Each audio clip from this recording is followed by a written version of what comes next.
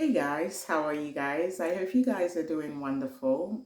It's your girl Grace. Yes, I'm back again. So in today's video, I wanted to share something that a lot of you guys have been asking me about. And I wanted to talk about travel physiotherapy or travel physical therapy or travel therapy, whether you're a physical therapist, occupational therapist, speech and language therapist, or rehab tech. A lot of people have been asking about travel physiotherapy or occupational therapy. So one thing that I have to say about this is if you're looking to venture into travel physiotherapy, the number one advice I will give you is make sure that you have some experience below your belt. So not to say that if you're a new graduate and you want to work as a travel physiotherapist or occupational therapist that you cannot. In the world today, as a physiotherapist, occupational therapist, you can do anything that you want. You can choose to do whatever you want. But my best advice would be get some experience under your belt. Maybe work somewhere, even if it's like a traveling therapy job. Stay there for at least 3 to 6 months to gain some good experience under your belt. And then you can let the leash loose. You can do whatever you want. Ka-chow, ka-chow. So that's my number one advice. Make sure you have a bit of experience, a bit of knowledge, know-how. This is because a lot of places will expect you to hit the ground running. They don't care how much experience you have. They just know that since we're going to be paying you some moolah, you need to be bringing on the fire and the power. So you need to be ready because they're going to throw the job at you. I made a video in one of my videos where I talked about locuming in the United Kingdom and how where some of my work colleagues were talking about locums and how they bombard the locums with most of all the work because ultimately they feel like you're getting paid more than they are, even though sometimes that might not be true, but that's what they think and they pile on the work to you. So be ready to bring your A game, like I always talk about if you're going to be doing a traveling therapy job. The number two advice that I have for you guys is make sure that you have a good relationship with your agency. Even before you find the job of your dreams or the travel therapy job of your dreams, I would say make sure you have a good relationship with the agency that you're going to be working for. Maybe you want to find out from them where are the hot jobs, where are the most paying jobs. And that is going to help you because that way you know that you're getting paid a competitive salary. That way you can compare different regions of the country, the state where you're going to work, and you know that, okay, I'm going to be getting at least quite a bit of money more than other people. A lot of people get traveling jobs and then they get disappointed, highly disappointed when they come back to realize that the job that I applied for as a traveling therapist is not actually paying me more than what like a permanent staff would be getting paid.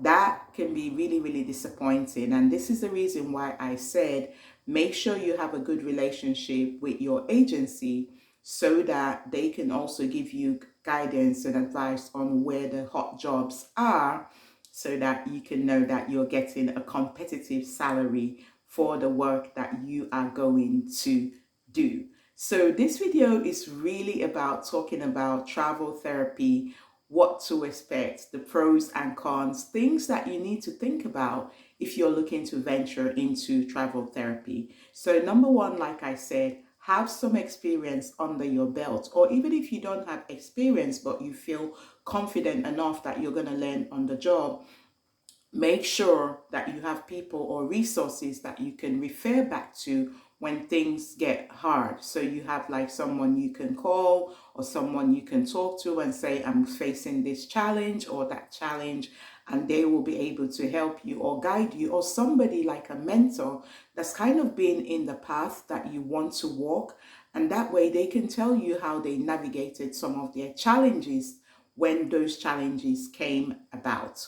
So I would always recommend have a list of people on your speed dial, just so that when things get challenging, it doesn't have to be a physiotherapist or occupational therapist. It could be like a nurse, it could be like speech and language therapist, somebody in the healthcare world, a doctor, someone that's close to you, a good friend that you can always like rub off ideas or you can talk to about your challenges. So one thing about travel therapy is, like I said, it's an amazing, amazing, amazing opportunity. If you're somebody that likes to be thrown in the deep end and you don't mind being thrown in the deep end and you can swim for life, you can just ride those waves, you learn like under pressure, then travel therapy might be a good thing for you, because you're going to be faced with so many challenges, so many obstacles, but you're going to be able to problem solve and overcome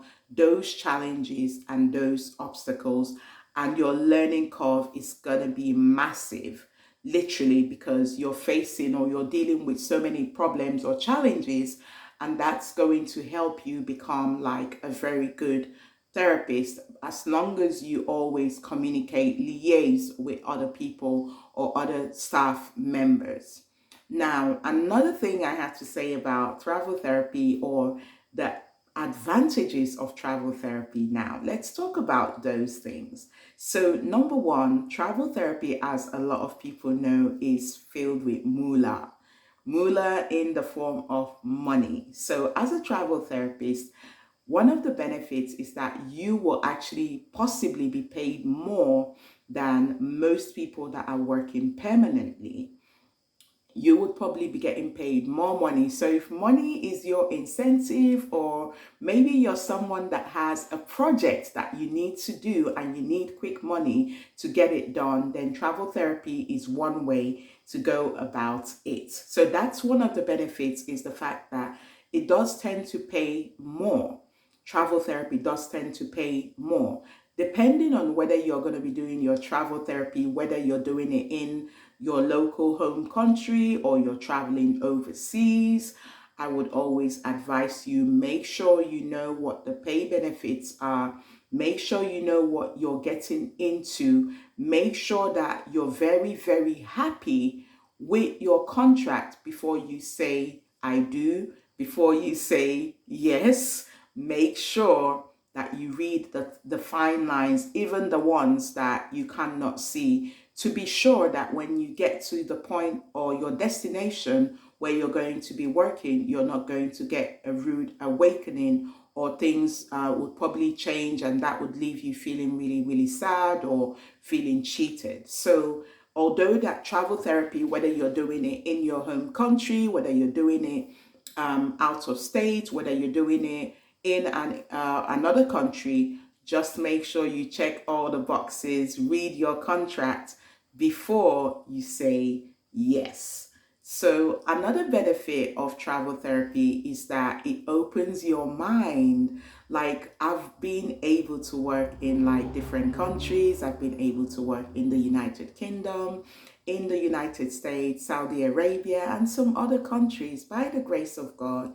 And I absolutely loved every single journey. Travel therapy is going to help you to be able to communicate with a lot of different people. Like, you learn so many things, so many different cultures. Like, if you're someone that's into language, for example, I learned how to speak Arabic when I was in Saudi Arabia. That was so amazing. And the Arabs are great people. They are wonderful, wonderful, kind people. So it was a great experience for me. If you're somebody that likes adventure, then travel therapy is absolutely for you. You will definitely, definitely enjoy it. You're going to meet so many wonderful people. You're going to make so many good friends, and on your journey, it just opens your mind. It's another form of education, like you're getting educated about a different world, a different culture. You get to see new sights, new horizons,